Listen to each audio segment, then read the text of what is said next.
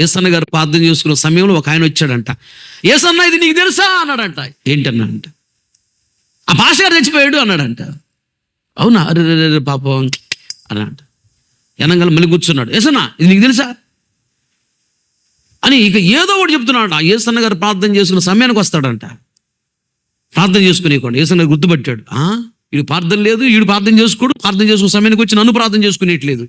రెండో రోజు వచ్చాడంట. బ్రదర్ ఎట్రా ఆ సాప తెస్తారా అన్నాడంట. ఎందుకన్నా అంటే తీసరా పని ఉందన్నాడంట.